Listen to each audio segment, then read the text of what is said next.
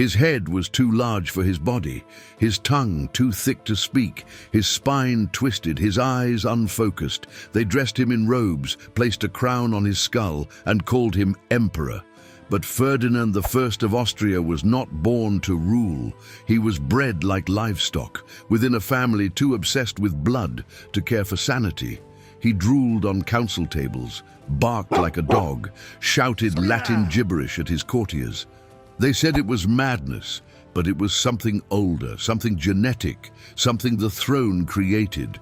This is the story of Ferdinand I, the Habsburg emperor, shaped by incest, crushed by expectation, and crowned while broken. Born to break. Ferdinand I wasn't born in a palace. He was assembled in a laboratory of blood. The year was 1793, and the Habsburgs had been ruling Europe like a closed loop. Cousins married cousins, uncles married nieces, over and over again. The goal? Keep the blood pure, the crown intact, the line unbroken, but in reality, they were forging a time bomb. And Ferdinand was its explosion.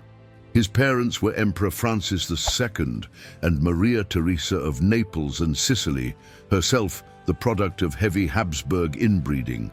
When she married Francis, the bloodlines converged in ways they were never meant to.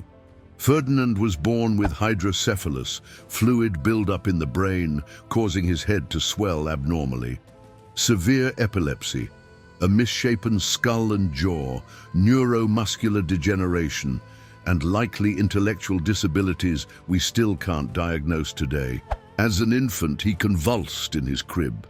As a child, he failed to speak properly. As a young man, he couldn't hold a fork, walk unaided, or write his own name. They taught him Latin, like they taught every Habsburg prince. But Ferdinand didn't learn Latin. He screamed it, randomly, loudly, sometimes in full sentences, sometimes just sounds, spittle flying from his mouth as he shouted ancient grammar into the void. One witness described him as more spirit than man, some divine punishment given a voice. He suffered massive seizures, often during meals or court events. Servants were trained to catch him when he fell. Ministers learned to keep speaking, pretending the emperor hadn't just collapsed, foaming onto the marble floor. Still, he was the eldest son, and that meant one thing. He would inherit the empire, even as his siblings passed him by in intellect and health, even as doctors privately begged the court to remove him from succession. Even as Franz Joseph, his nephew, grew stronger, sharper, and infinitely more stable, Ferdinand remained the heir, because the throne didn't care if he could think, or rule, or speak. He had the blood, and in the Habsburg world, that was enough. The emperor who barked like a dog. Ferdinand I was crowned Emperor of Austria in 1835 at the age of 42, but calling him a ruler was generous. He didn't rule. He existed. When he was led into the grand hall of Hofburg Palace for his coronation, witnesses described a man with a vacant smile, glassy eyes and a twitching jaw, his robes draped awkwardly over his twisted frame. He had to be guided to the throne like a puppet, hands limp, drool visible at the corner of his mouth. And yet, when the archbishop placed the crown on his head, he barked, loudly, twice, like a dog, and no one dared react. Because this wasn't a peasant or a madman on the street. This was the emperor. The barking wasn't a one-time event. It became a feature of his court presence. His favorite pastime, according to attendants, was imitating the sounds of animals, barking, mewing, neighing, sometimes during state dinners, sometimes in the middle of mass. He'd shout nonsensical phrases, half Latin, half baby talk, at his ministers. Once, during a budget meeting, he screamed, "The chickens are coming for me. You must prepare the eggs." No one knew what it meant, but it went into the minutes, because what the emperor said had to be recorded. He developed a fascination with clockwork toys and pastries. His handlers would bribe him into attending royal functions by promising him strudel. If he grew agitated or confused, they would simply hand him a small wind-up bird, and he'd become mesmerized for hours. This was the face of the Austrian Empire, a grown man with a crown on his head and cream filling on his lips. His seizures intensified under stress. One diplomat wrote, "We walk on shattered glass. The emperor might scream or collapse at any moment, and we must pretend it is divine inspiration." He would convulse during dinners, his limbs locking up, his eyes rolling back as his mouth frothed. Servants would rush forward, trained to pry his tongue from his throat and clean his garments as he twitched.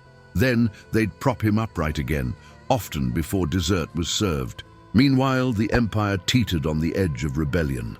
Austria was a powder keg of revolts, nationalism, and class warfare.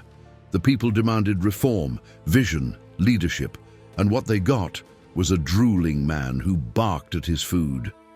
Behind the velvet curtains, real power shifted to a shadow cabinet led by Prince Metternich and eventually by Ferdinand's wife and nephew. But even they couldn't hide the truth forever. Because Ferdinand wasn't just incapable, he was becoming a living embarrassment. Europe laughed behind closed doors. Satirists drew him as a slobbering puppet. Foreign leaders joked about having to negotiate with the dog emperor. The Austrian people began to murmur about something no one had dared say aloud since his birth. Perhaps he was never meant to rule. But it was already too late. The crown had been placed, and madness sat on the throne. The madness behind the curtain. By the late 1830s, the Austrian Empire wasn't being run by an emperor. It was being managed like a madhouse. Ferdinand sat on the throne, wore the robes, attended mass.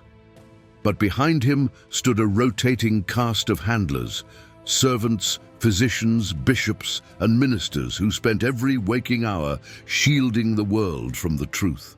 There were two governments in Austria, one made of marble and uniforms, where men gave speeches before a hollow-eyed emperor, and another buried deep in candlelit chambers where real decisions were made by the ones keeping the emperor alive and presentable. At the center of this unofficial government was Prince Clemens von Metternich, a master manipulator who treated Ferdinand not as a sovereign, but as a distraction. Metternich ruled by decree, forging policies in the emperor's name, while the real Ferdinand was in bed, twitching, cooing to his mechanical toys. The handlers operated on a strict routine. Mornings, administer medication, dress the emperor, clean any nighttime accidents. Afternoons, coach him on scripted phrases for public appearances. Evenings, allow playtime with miniature horses, mechanical birds, and religious relics to calm his outbursts.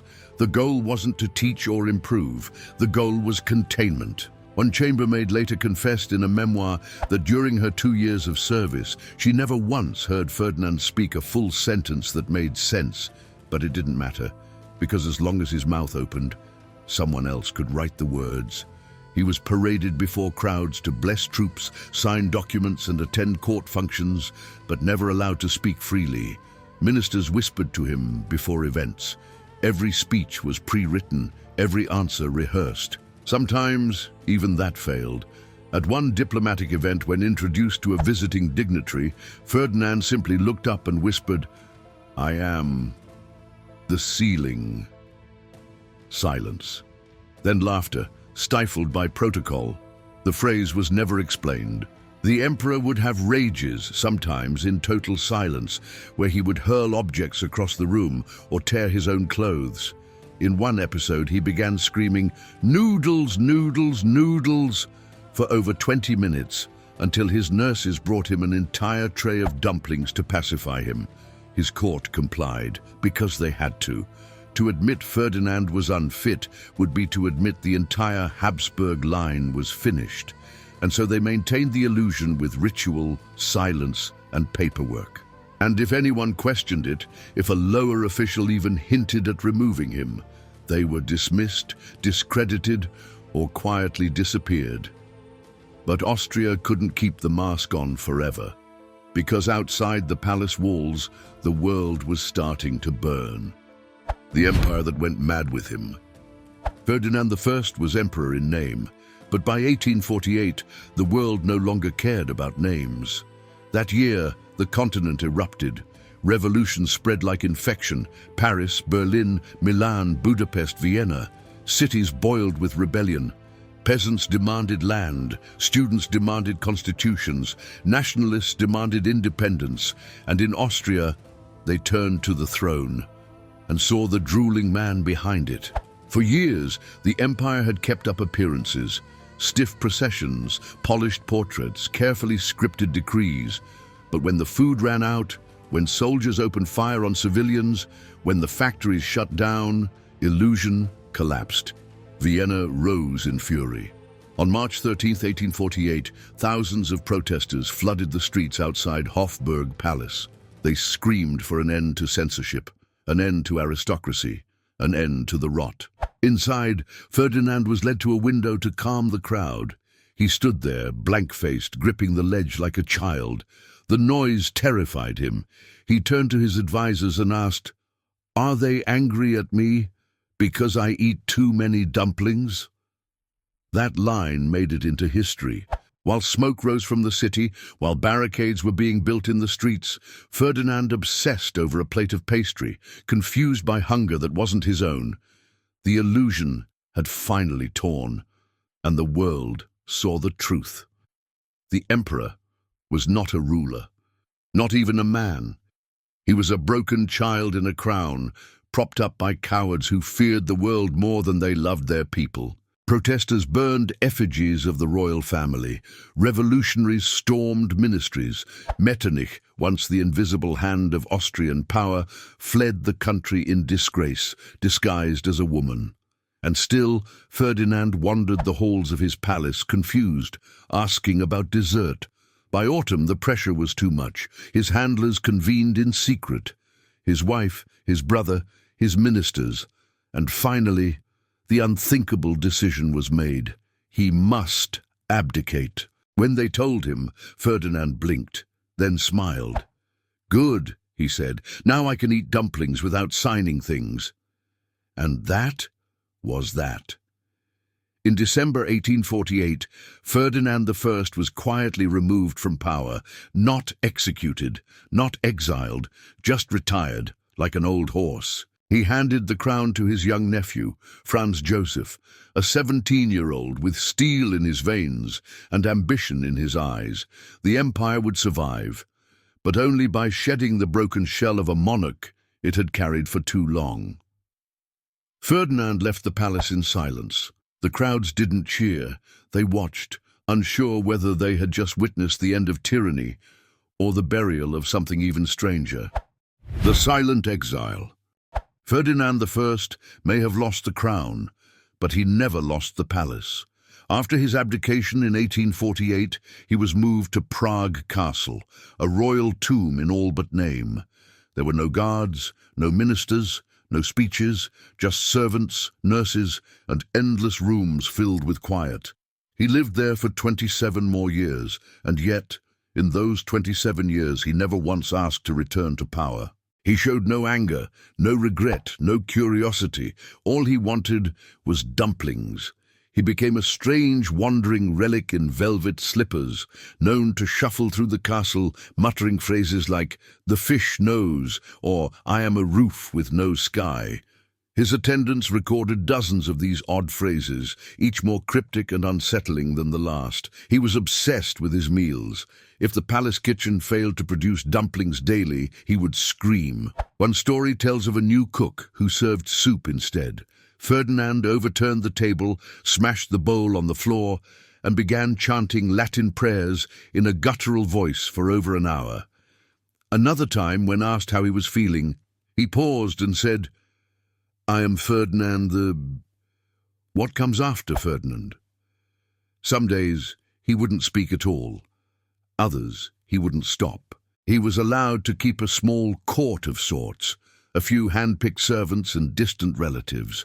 They played card games he didn't understand, let him win chess matches he couldn't play, and wheeled him into the chapel for Mass, where he often fell asleep during the Gospel.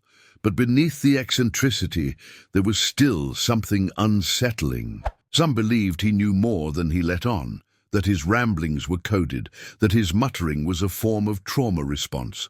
Others thought his madness had become a protective shell, a way to survive a world that never wanted him to be anything more than a name on a document.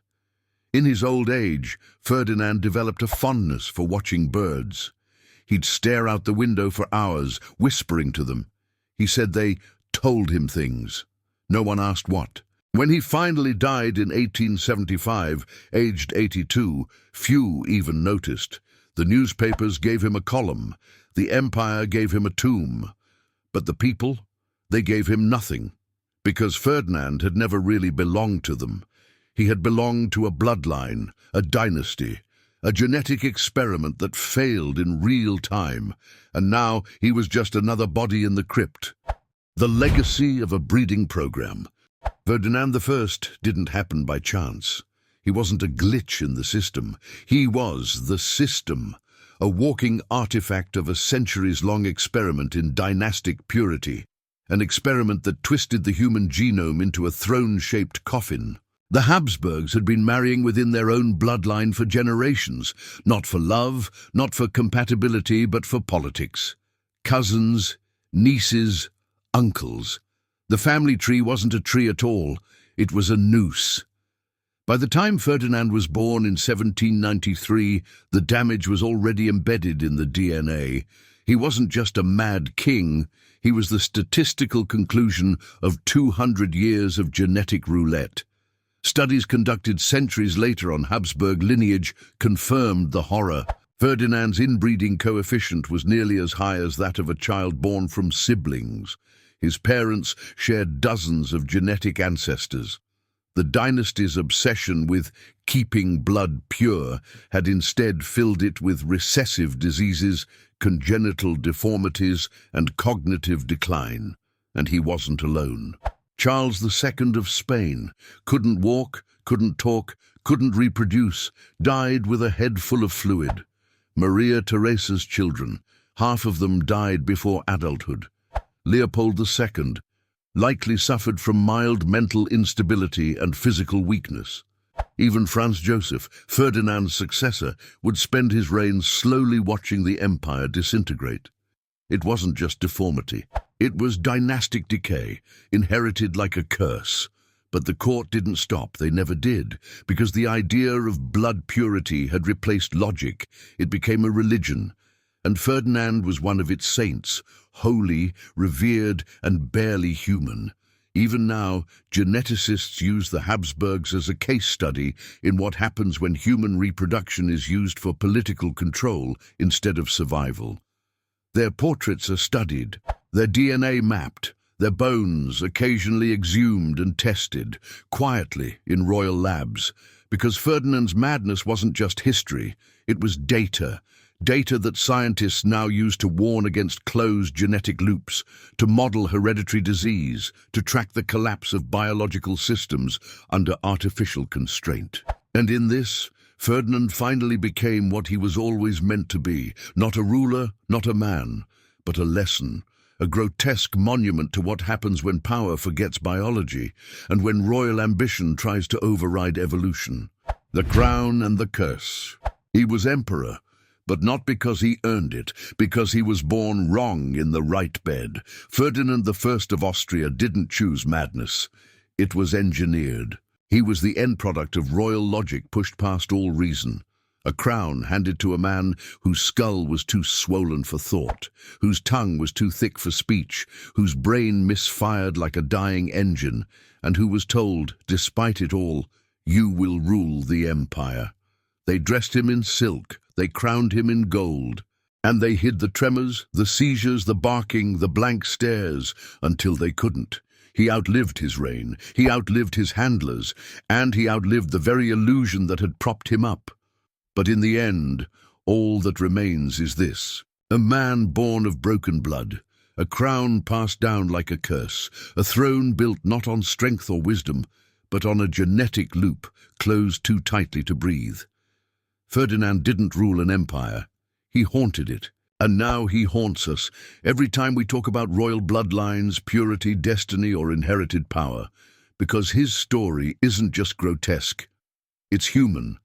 A reminder that no title, no gold, no name can stop the quiet collapse happening inside the body, inside the brain, inside the blood.